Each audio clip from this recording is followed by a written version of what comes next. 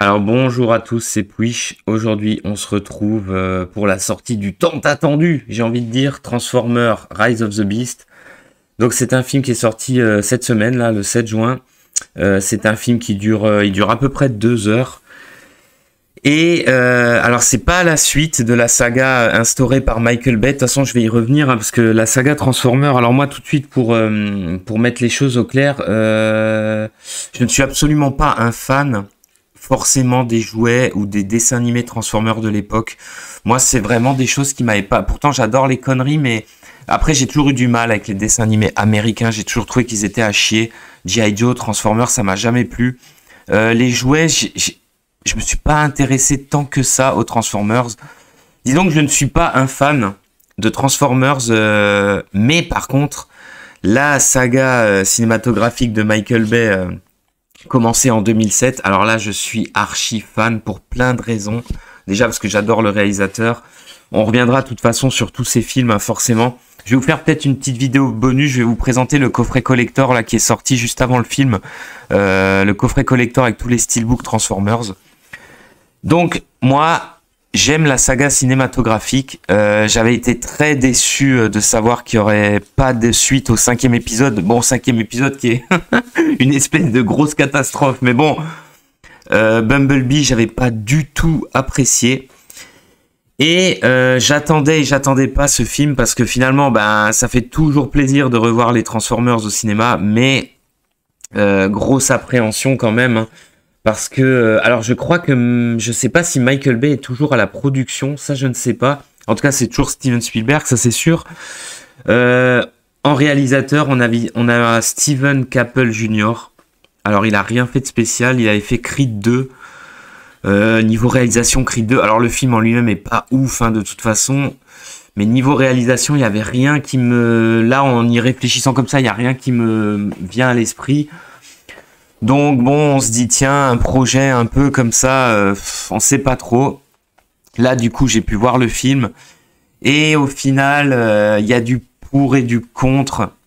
Disons qu'on n'est pas sur une grosse catastrophe style Terminator Genesis. On n'est pas sur des suites comme ça qui enterrent complètement les films qu'on aimait, les sagas qu'on aimait. Hein. On n'est pas sur du on n'est pas sur du Star Wars 7, mais bon, c'est pas génial, hein. Globalement, cet épisode, bah, si on enlève Bumblebee, cet épisode, c'est le moins bien de tous, c'est clair et net. Alors, on se retrouve en 1994.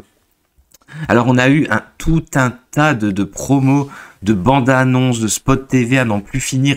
La promo a été vraiment très intense autour du film. Et ce qui est amusant en regardant le film, c'est que finalement, on se rend compte que la promo cachait tout de même pas mal de petits trucs.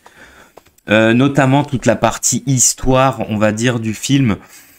En gros, on va rencontrer tout de suite de nouveaux... Alors, il n'y aura pas de Decepticons, justement, dans le film. On va rencontrer de nouveaux groupes de Transformers. Donc, on a les Maximals. Alors, c'est très con hein, comme nom, hein, ça, je suis d'accord. Donc, avec donc les Transformers qui sont des animaux. En fait, ils vivaient sur une autre planète. Donc, c'est l'intro du film. Ils se font attaquer par les Terrorcons, qui sont en fait un groupe de Transformers méchants. C'est des Decepticons qui sont au service d'un Transformer immense qui s'appelle Unicron, qui est une espèce de planète comme ça, un vaisseau immense qui dévore des planètes. Et donc les Terrorcons vont sur des mondes comme ça, détruisent les êtres les plus forts pour qu'ils puissent être dévorés.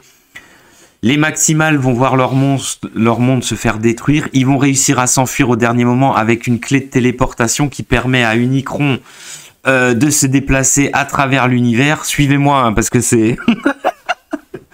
Ils vont bien évidemment migrer sur Terre, où ils vont se planquer. Et le film démarre quand une des clés est découverte. Donc, le film démarre en 1994, quand une des clés est découverte par l'un des deux personnages principaux, qui est Arcee. Donc, Arcee, qui est qui travaille dans un musée d'archéologie, qui est une espèce d'archéologue. Elle est jouée par Lisa Koshy. Nul. Franchement, ce personnage-là, il est à chier, il est juste fonctionnel. En fait, il est là pour dire que voilà, on a trouvé une des clés. Elle est là pour... en fait, elle est juste là pour être le personnage féminin humain du film qui dit où il faut aller, en gros. Elle découvre une des clés, alors c'est à New York, hein. Elle découvre une des clés, ce qui va attirer, bien sûr, les Terrorcons et nos amis les Autobots dans l'histoire, hein. Et l'autre personnage principal, c'est le personnage de Noah. Il est joué par Anthony Ramos. Alors lui, en fait, c'est un petit black qui galère. En fait, c'est un jeune. Il s'est fait virer de l'armée pour... on sait pas trop pourquoi d'ailleurs, hein.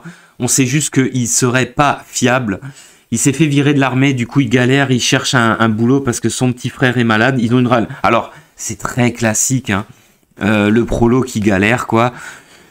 Je passerai sur tous les petits détails en rapport. Il n'y a pas trop de progrès dans le film. Ça va encore. Ça, c'était un des aspects du film qui me faisait très peur. Même si on comprend que les Blancs sont forcément racistes, hein. Et mettre des bâtons dans les roues de nos deux personnages principaux.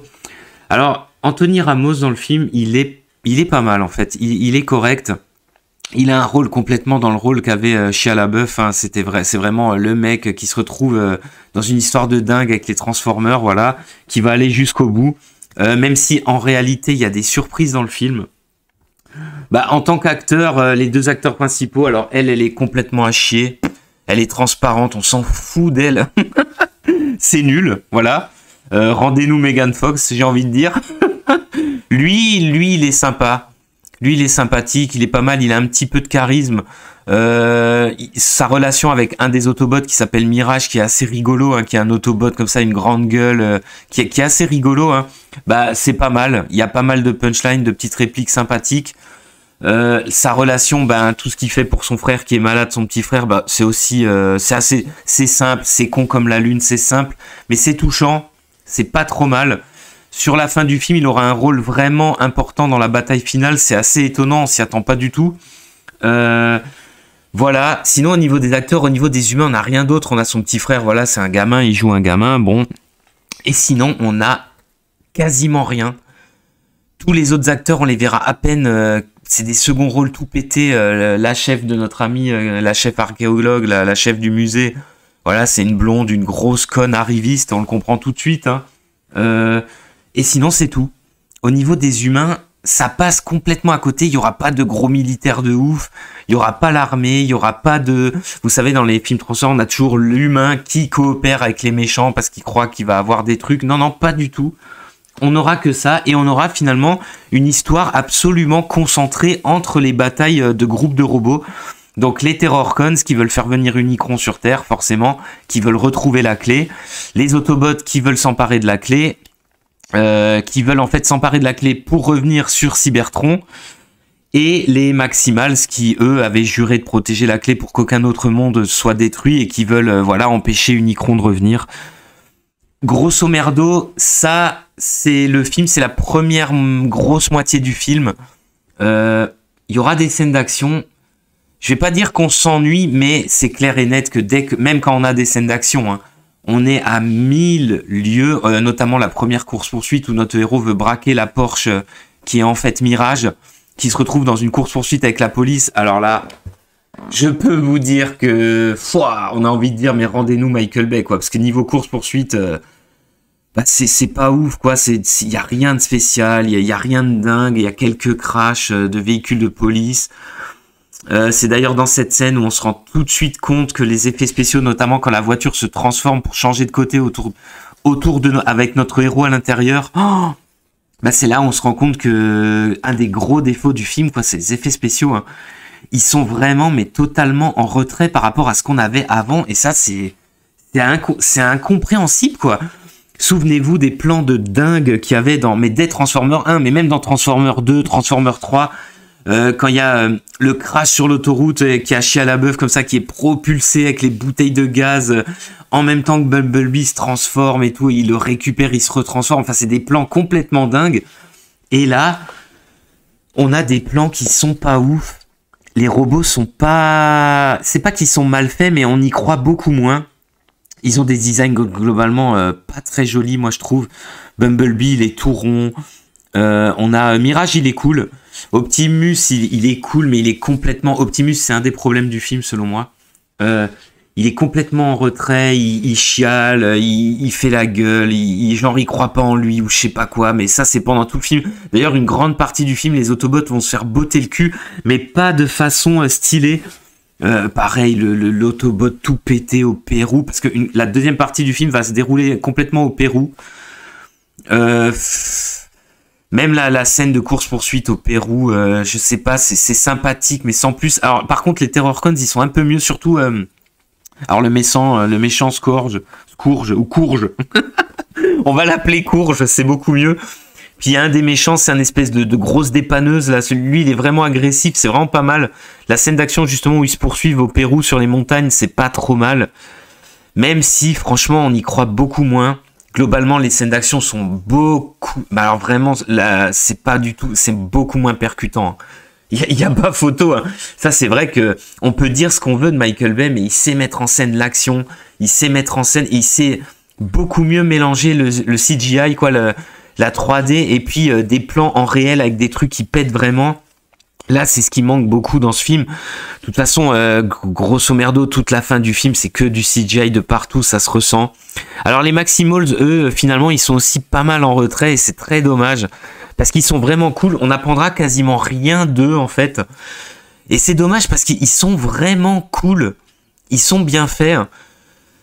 Puis voilà, faudra attendre vraiment la fin du film pour avoir une grosse demi-heure d'action, de combat, de grosses batailles qui a été vraiment illustrée abondamment dans des bandes annonces. Mais il faudra vraiment attendre la fin pour que Optimus, voilà, ils se disent allez, on va y aller, Autobot, transformation quoi.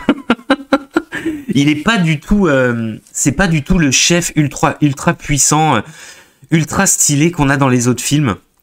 Bumblebee c'est pareil. Alors Bumblebee, il est complètement en retrait, notamment à cause d'un truc qui se passe au milieu du film. Il y a la première grosse baston à New York.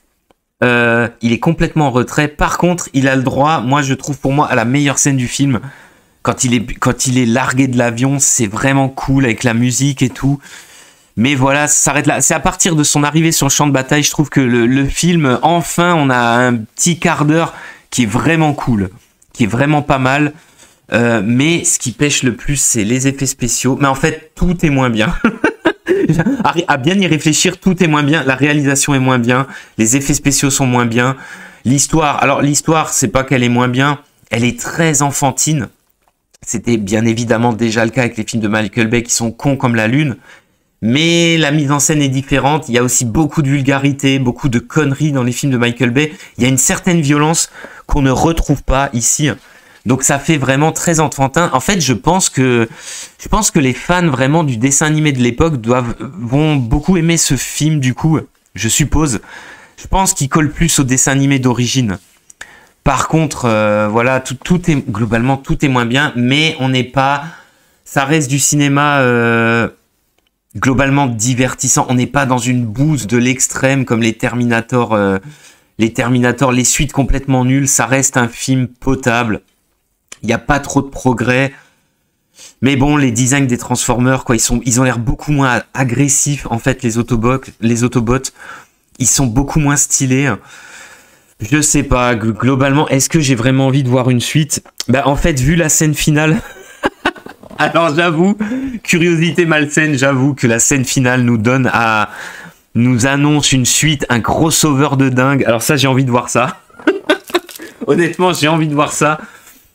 Mais le reste, c'était pas ouf. Quand je compare aux anciens films que j'apprécie, mais sinon, le film en lui-même, il est correct. On s'ennuie pas trop. Il y a quand même pas mal d'action. Pas mal de robots. Il y a beaucoup de robots, hein, finalement, mine de rien. C'est sympathique. Ils sont un peu trop chialeurs, les Autobots. C'est ça qui est con. C'est pour ça que Mirage, il est vraiment cool. C'est un Autobot un peu grande gueule, comme ça, qui se la pète et tout. Il fait un bon duo avec le héros. C'est vraiment sympa. D'ailleurs, il va faire un duo jusqu'au bout, on va dire. Ça va être vraiment... on s'y attend pas du tout. C'est très nanar, mais une fois encore, les effets spéciaux ne sont pas au top. Gâchent un peu le truc. Mais c'est vraiment amusant, c'est marrant. Il se passe des trucs qu'on n'a pas vu dans les bandes annonces qui sont sympas. Est-ce que je vous conseillerais ce film? Ben, je sais pas. C'est un blockbuster sympathique. C'est très con, c'est des bastons de robots. Ça manque d'envergure, ça manque de choses impressionnantes. Mais bon, j'ai bien aimé quand même. Je lui mettrais la moyenne. C'est toujours mieux que Bumblebee, ça c'est sûr. Après, franchement, rendez-nous Michael Bay, quoi. Je préférais 100 fois la mise en scène, la façon d'iconiser les robots. Là, ils sont pas du tout iconisés, ils sont pas stylés, hein, franchement. La façon dont il iconisait Optimus Prime, Bumblebee, même quand ils étaient... Enfin, je veux dire, rien que dans le 1, quoi, toutes les scènes avec les méchants, avec Megatron, Barricade et toute l'équipe, l'hélicoptère comme ça qui arrive sur la base américaine, qui détruit tout, la scène sur l'autoroute avec Optimus qui se débarrasse du gros Transformer, là, enfin, franchement, bon, voilà, il n'y a pas photo, c'est beaucoup moins bien, mais c'est quand même sympathique. Du divertissement correct, on va dire, pas trop, c'est con, mais pas trop con. Pas trop de progrès non plus. On a eu chaud, on a failli avoir une grosse bouse. Écoutez, c'est sympathique, sans plus, et je vous dis à plus pour de prochaines critiques.